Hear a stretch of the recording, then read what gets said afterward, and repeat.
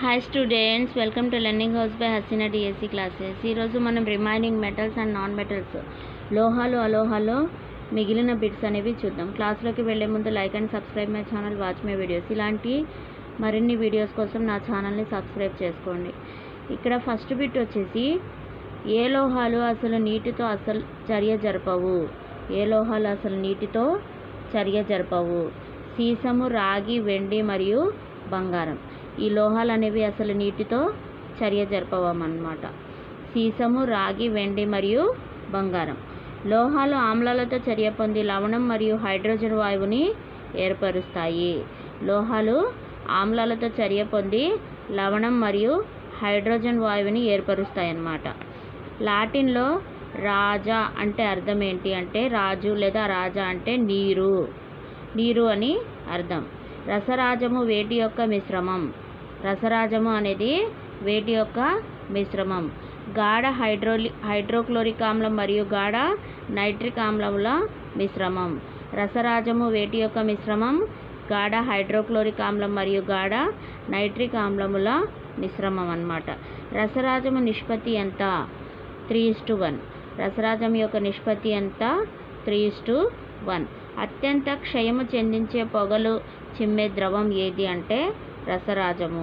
అత్యంత క్షయము చెందించే పొగలు చిమ్మే ద్రవం ఏది? రసరాజము. బంగారాన్ని మరియు ప్లాటినంను కరిగించగలిగే ద్రవం ఏది?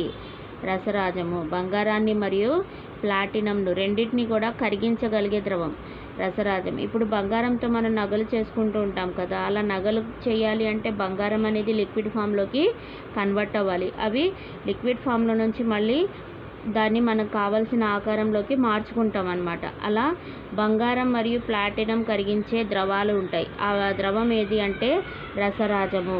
లోహాల నుండి అలోహాలకు ఎలక్ట్రాన్ల బదిలీ వలన ఏర్పడే సమ్మేళనాలను ఏ సమ్మేళనాలు అంటారు? అయానిక్ సమ్మేళనాలు లేదా ఎలక్ట్రోవాలెంట్ సమ్మేళనాలు అంటారు. లోహాల నుండి అలోహాలకు ఎలక్ట్రాన్ల బదిలీల వలన ఏర్పడే సమ్మేళనాలను ఏ సమ్మేళనాలు అంటారు? అయానిక్ సమ్మేళనాలు లేదా ఎలక్ట్రోవాలెంట్ సమ్మేళనాలు. భూమి మీద సహజంగా లభించే మూలకాలను లేదా సమ్మేళనాలను ఏమంటారు? ఖనిజాలు, మినరల్స్ అంటాం. భూమి మీద సహజంగా లభించే మూలకాలను లేదా సమ్మేళనాలను ఖనిజాలు అంటారు. ఖనిజాల నుంచి లోహాలను పొందటాన్ని ఏమంటారు? ధాతువులు అంటారు. ఖనిజాల నుంచి లోహాలను పొందటాన్ని ధాతువులు అంటారు. అడుగు భాగంలో ఉన్న లోహాల యొక్క చర్యాశీలత ఎలా ఉంటుంది? అడుగు భాగంలో ఉన్న లోహాల యొక్క చర్యాశీలత తక్కువగా ఉంటుంది. అడుగు భాగంలో ఉన్న లోహాల యొక్క చర్యాశీలత తక్కువగా ఉంటుంది. అధిక చర్యాశీలత కలిగి భూమిపై అత్యధికంగా లభించే మూలకం ఏది? ఆక్సిజన్. అధిక చర్యాశీలత కలిగి భూమిపై అత్యధికంగా లభించే మూలకం ఆక్సిజన్. చర్యాశీలత ఆధారంగా లోహాలను ఎన్ని వర్గాలుగా విభజించారు? చర్యాశీలతని ఆధారంగా చేసుకుని లోహాలను 3 వర్గాలుగా విభజించారు. అవి ఏంటి అంటే, అల్ప చర్యాశీలత గల లోహాలు అంటే మెటల్స్ ఆఫ్ లో రియాక్టివిటీ. అల్ప చర్యాశీలత గల లోహాలు. మధ్యస్థ చర్యాశీలత గల లోహాలు మెటల్స్ ఆఫ్ మీడియం రియాక్టివిటీ. అధిక చర్యాశీలత గల లోహాలు అంటే మెటల్స్ ఆఫ్ హై రియాక్టివిటీ. వీటిని 3 రకాలుగా విభజించారన్నమాట. చర్యాశీలతని ఆధారంగా చేసుకుని లోహాలని 3 రకాలుగా విభజించారు.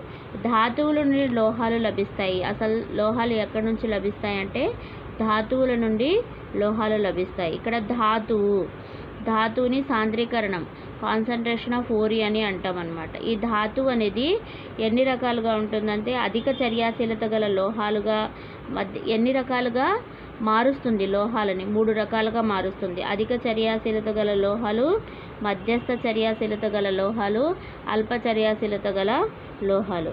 ఈ అధిక చర్యాశీలత లోహాలని ద్రవ ధాతువులు విద్యుత్ విశ్లేషణలో ఉపయోగిస్తారన్నమాట.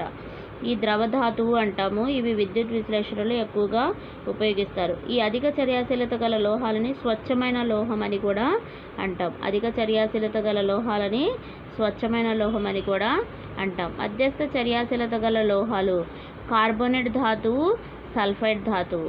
ఈ కార్బోనేట్ ధాతువుని భస్మీకరణంకి మరియు సల్ఫైడ్ ధాతువు భర్జనం కిందకి ఉపయోగిస్తుంది. ఈ రెండింటిని కలిపి మనం లోహ ఆక్సైడ్లు అంటాం. ఓకేనా. కార్బనేట్ ధాతు, సల్ఫేట్ ధాతు రెండింటిని కలిపి మనం లోహ ఆక్సైడ్లు అని చెప్తాం. లోహంగా క్షయకరణం చెందటం మరి లోహాన్ని శుద్ధి చేయటం అనేది ఈ లోహ ఆక్సైడ్ యొక్క పని అన్నమాట. ఓకేనా. అల్పచర్యాశీలత గల లోహాలని సల్ఫేట్ ధాతువు అని చెప్తాం. ఇది భర్జనం, రోస్టింగ్ కిందకి యూజ్ అవుతుంది. ఈ లోహం అనేది శుద్ధి చేయుట. ఈ అల్ప చర్యాశీలత గల లోహాల యొక్క పని ఏంటి అంటే లోహాలని శుద్ధి చేస్తుంది అన్నమాట. ఓకేనా. ఇవి మనకి ధాతు అంటే అధిక లోహాల నుంచి 3 రకాలుగా లోహాలు మనకి లభిస్తాయి ధాతువు నుంచి. అవి ఏ రకంగా పనిచేస్తాయి అనేది మనం ఇప్పుడు చూసాం కదా. ఇలా మనకి కొన్ని వీటిలో నుంచి మనకి స్వచ్ఛమైన లోహం అని దేనిని అంటారు అంటే అధిక చర్యాశీలత గల లోహాలని స్వచ్ఛమైన లోహం అని చెప్తాం. ఇలా కూడా మనల్ని బిట్స్ అడిగే ఛాన్స్ ఉంది. ఓకేనా. ఐ హోప్ మీకు ఇక వీడియో కనుక నచ్చితే like and subscribe my channel, watch my videos. Likes చేస్తే కనుక సపోర్ట్గా ఉంటుంది. ఇంకా మీరు సబ్స్క్రైబ్ కూడా చేసుకోవచ్చు. ఈ ఛానల్స్ ఇవి పాయింట్స్ అన్నీ కూడా మనకి లైన్ టు లైన్ నేను టెక్స్ట్ బుక్స్ నుంచి తీసుకుని మీకు అందించడం జరుగుతుంది. ఓకేనా. Thank you students.